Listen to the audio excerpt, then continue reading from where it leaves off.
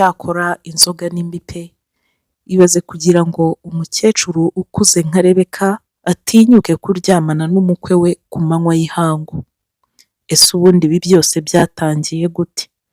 Ubundi uyu mukecuru yatinyutse ate gutera iya mbere akisabira umukwe we ko baryamana? Reka dukurikire inkuru yacu igice cya mbere.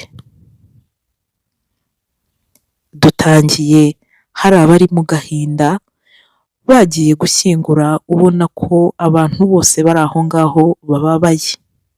Nta wundi witabye Imana ni umugabo wa Rebeka. Yari couple y'umusaza n'umukecuru. Bari bakuze pe! Gusa bakundanaga cyane ku buryo umusozi wose waje kubatabara. Umukecuru ari mu marira, urabona ko yihebye, urabona ko ari inkuru y'incamugongo cyane kuri we pe! Nuko barashyinguye, imihango yose irakorwa, gusa bumaze kugoroba ubwo bari barangije gukaraba bagiye gutaha, umukobwa wa Rebeka yaraje aramwegera, amufata mu mugongo, aramubwira uti mama, ndumva utasigara wenyine pe! Wakihanganye basi tugatahana mu rugo, ukaza ukaba umaze iminsi iwanjye mu rugo. Umukecuru ati hoya mwana wanjye, urumva ibyo bintu byaba ari byo koko? Reba nibwo ugikora ubukwe nta n'amezi 5 aracamo ngo nze mbe ndi kuba iwanyu. Hoya mwana wanjye, ndihangana nubwo bigoye, ariko ntago nahita nza mu rugo rwanyu pe! Ntago aba ari byiza kujya gusura mu rugo rw'umukwe wawe ngo umareyo iminsi. Muri ako kanya umukwe wa Rebeka nawe yahise abungamo, araza arababwira ati erega ibyo muri kuvuga nanjye ndi kubyumva, n'ubundi nimushake muvuge cyane ariko mama, ni ukuri ntabwo ukwiriye gusigara wenyine.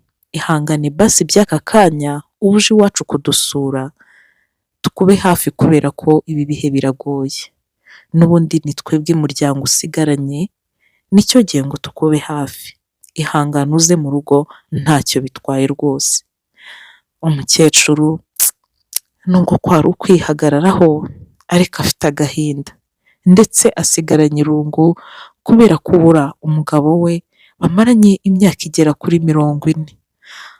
Umukecuru yahise abasubiza ati ngaho ndaza abana banjye, kandi ni ukuri murakoze, numvaga byo mfite ubwoba bwo gusigara njyenyine, ariko basi nimba ndi kumwe n'umukobwa wanjye andi hafi ndaba nkomeye.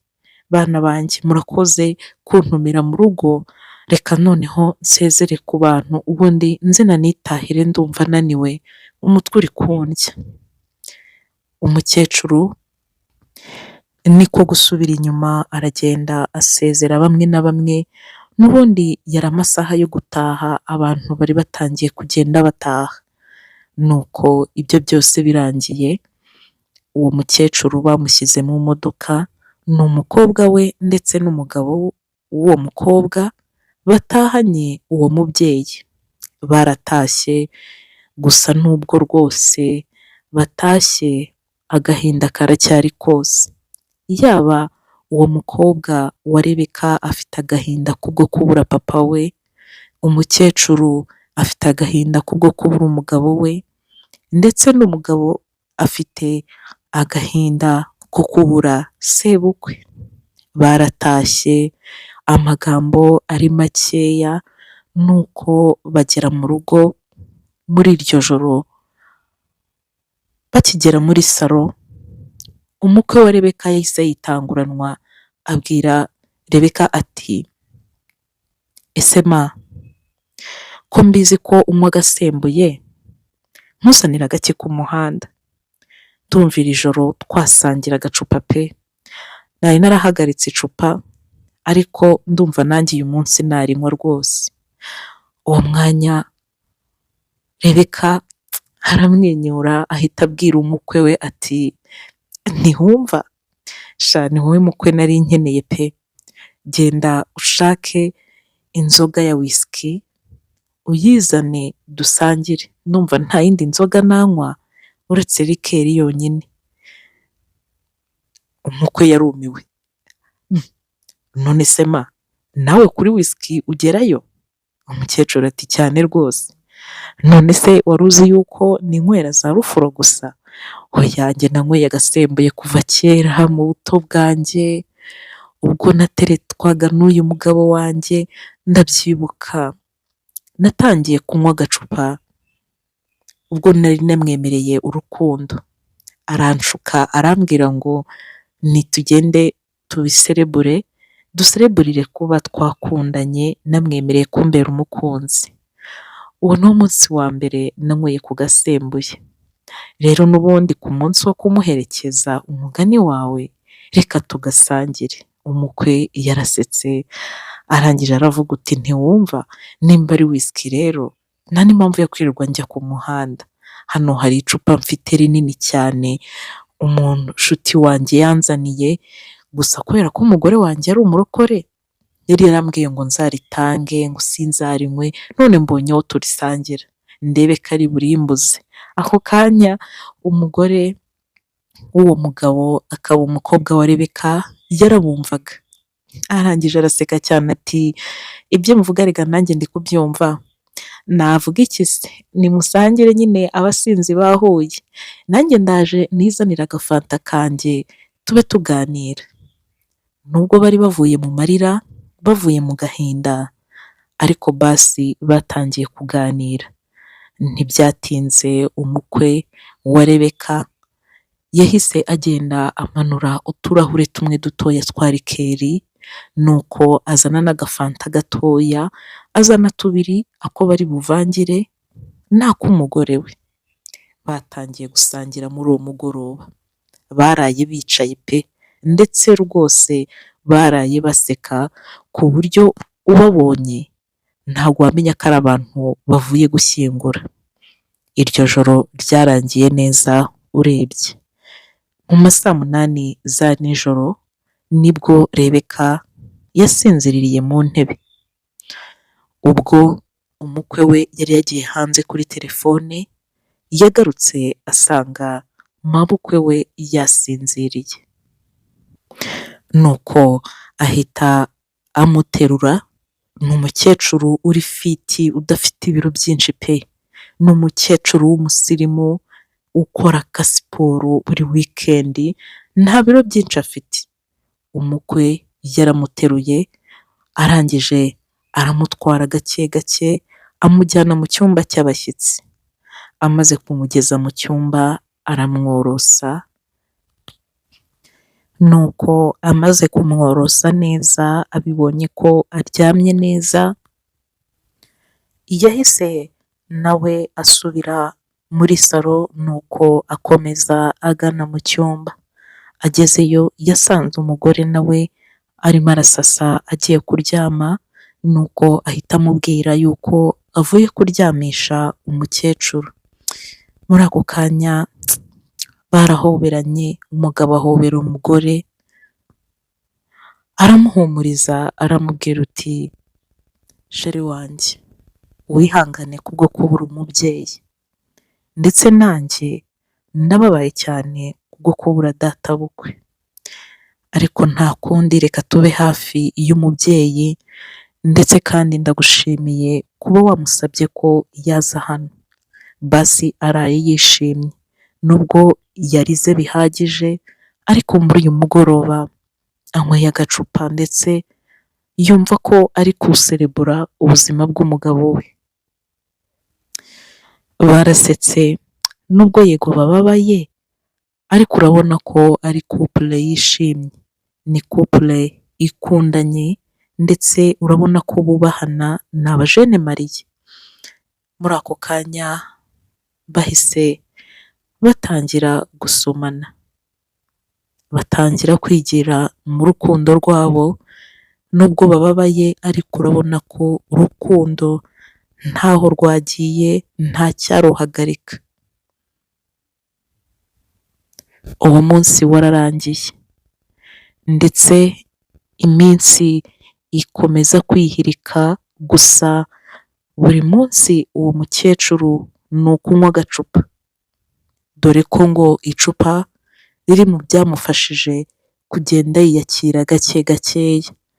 Yatangiye kujya anywa icupa buri mugoroba ndetse akarisangira n'umukwe we, ndetse uko bakomeza kugenda baganira buri munsi basangira, ni nako ubucuti bwabo bugenda bwiyongera gake gakeya, kuko nubwo uyu mugore yego ari mabukwe we ariko aracyari mutoya, ni umugore ukiri mutoya, ikindi ni umugore uzi kwiyitaho cyane ku buryo utamuzi wakeka ko afite nk'imyaka 30. Nuko iyo akomeje kugenda amenyera yiyakira gake gakeya, ndetse ari nako akomeza kugenda yubaka ubucuti burenze we n'umukwe we Kalisa. Uwo mukwe we amazina ye yitwa Kalisa, naho umukobwa wa Rebeka akitwa Denise. Nuko iminsi yarakomeje irihirika, ubuzima bugenda bumenyerwa, nuko umukecuru nawe ageze aho yumva niyanasubira mu rugo, cyane ko mu rugo yari we wenyine n'umukozi bonyine, nta wundi muntu yari afite baganira, mu gihe hano mu rugo aganira n'umukazana we cyangwa se n'umukwe we. Yarahagumye ukwezi kwa mbere kurabanza kurihirika. Dutangiranye n'umunsi wo ku wa gatandatu mu gitondo. Denise arimo aritunganya asokoza umusatsi agira ngo ajye mu kazi, naho umugabo we Kalisa arakiryamiye, ni mu masaha ya mu gitondo, saa moya za mu gitondo. Muri ako kanya Denise yahise akangura umutware we, aramukomakoma, umutware ashidukira hejuru. Mu kureba abona umugore yambaye neza, yasokoje, yisize make-up, arangije aramubaza uti none se sheri, ko mbona umeze nk'umuntu ugiye, wibagiwe ko ari ku wa gatandatu, uyu munsi tuba tugomba kwirirwana mu rugo twese na mabukwe wanjye, ukadutekera neza. Denise ati ndabizi sheri, ariko wa mushuti wanjye yakomeje kuremba, ngiye kujya kurwaza umushuti wanjye, ndagaruka nimugoroba, ahubwo sheri ndakwinginze umbere aho ntahari, mama wanjye umutekere bya biryo akunda, ndabizi neza ko uzi guteka, mwirirwane nyine umumbwirire, nabonye nawe akiryamye, umumbwirire ko mfite umuntu ngiye kurwaza. Umugabo yarabyumvishe, nta kundi nyine, none se nabigira nte, ubwo rugo urarudusigiye nyine njyewe na mabukwe wanjye, nta kibazo sheri, genda ujye kurwaza uwo mushuti wawe, ibindi ndabyitaho, reka mbyuke ahubwo hakiri kare mutegurire ibyo kurya bya mu gitondo. Denise yahise yigira mu kazi, gusa ni urugo rukize, umugabo afite imodoka, umugore akagira imodoka kandi zimwe zihenze nziza. Nuko umugabo Kalisa yahise abyuka muri icyo gitondo, arabanza ajya muri dushe arakaraba, amaze gukaraba nuko ahita ajya mu gikoni, atangira gutegura agacyayi ndetse atunganya n'utwo kurya twa mu gitondo atunganyirije mabukwe we, dore ko ari bo bagiye kwirirwana mu rugo bonyine. Ni urugo rutaragira abana, ni ukuvuga ngo baracyari abajene mariye. Nuko umugabo Kalisa amaze gutunganya ibyo atunganya, yarabiteruye aragenda abishyira ku meza, arangije aragenda akomanga mu cyumba cya nyirabukwe, gusa nyirabukwe aracyasinziriye. Yarakomanze gake gake, uwo mukecuru Rebeka arakanguka, aravuga uti ni karibu injira. Umukecuru yari yiryamiye yambaye uko yavutse, uretse agakuvureri konyine yari yahishe hasi ku myanya y'ibanga, ariko hejuru mu gatuza hose hari hanze. Ahari yari azi yuko ukomanze ari umukobwa we. Uwo mwanya Kalisa nibwo yafunguye icyumba ahita yinjira kuko bari bamuhaye karibu. Akinjira yakubiswe n'inkuba abura aho areba, umukecuru nawe arikanga ariko yihagararaho aramubwira uti ese Kari ni wowe? Kalisa ati yego ma ni njyewe.